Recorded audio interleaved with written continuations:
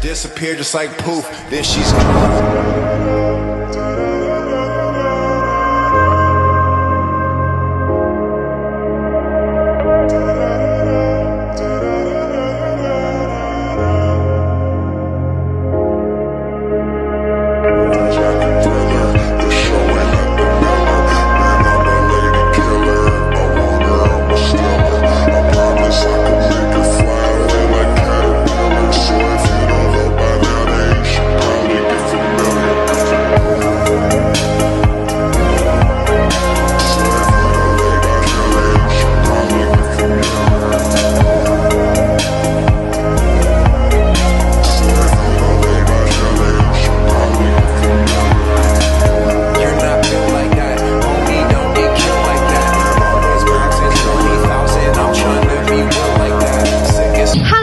Kalian tahu nggak sih sistem pemerintahan dua negara ASEAN?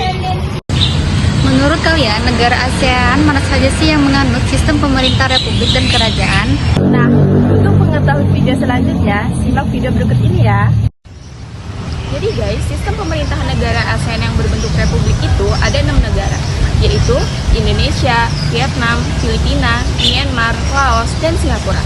Sedangkan sistem pemerintahan negara ASEAN yang berbentuk kerajaan yaitu Malaysia, Thailand, Kamboja, dan Brunei Darussalam. Nah, di sini kami mengambil contoh dua negara ASEAN, yaitu negara Indonesia yang memiliki sistem pemerintah republik dan negara Malaysia yang memiliki sistem pemerintahan kerajaan. Yang pertama, negara Indonesia. Indonesia memiliki bentuk pemerintahan republik dan bentuk negara kesatuan sebagaimana yang telah disebutkan dalam pasal 1 ayat 1 Undang-Undang Dasar 1945 yang berbunyi, negara Indonesia ialah negara yang memiliki kesatuan yang berbentuk republik. Nah, dalam sistem pemerintahannya, Indonesia menganut sistem pemerintahan presidensial. Hal ini disebutkan dalam pasal 4 ayat 1 Undang-Undang 1945 yang berbunyi, Presiden Republik Indonesia memegang kekuasaan pemerintahan Undang-Undang Dasar 1945.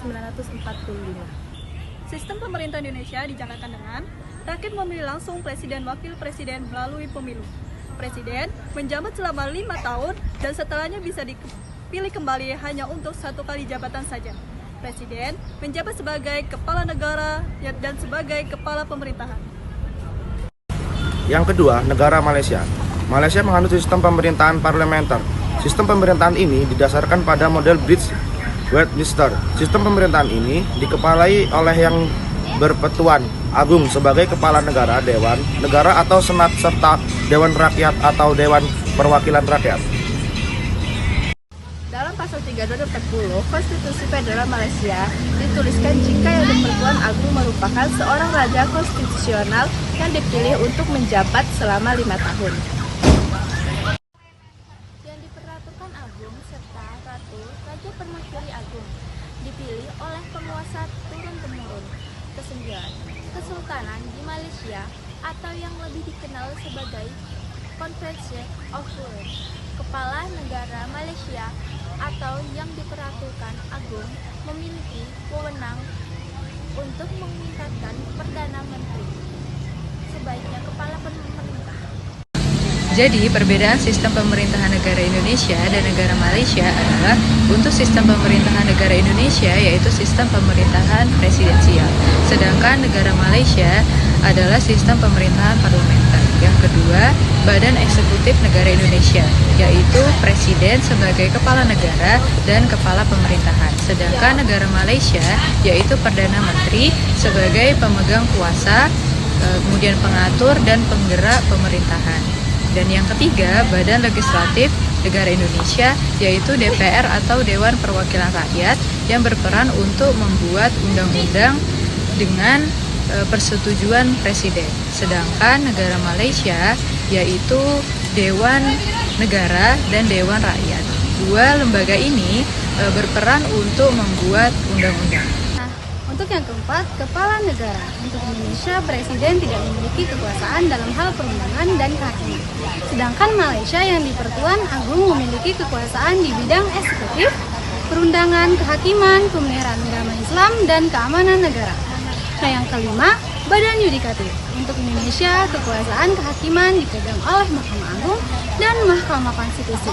Nah, sedangkan Malaysia yang di Pertuan Agong melantik Hakim Besar, Persekutuan dan Mahkamah Tinggi serta Peguam Negara atas nasihat Perdana Menteri. Nah, yang terakhir, yang keenam, bentuk negara untuk Indonesia merupakan negara kesatuan. Sedangkan Malaysia sendiri memiliki bentuk negara federal dan negara bagian yang menganut sistem pemerintahan monarki demokrasi. Sekian dari kami akhiri. Wassalamualaikum warahmatullahi wabarakatuh.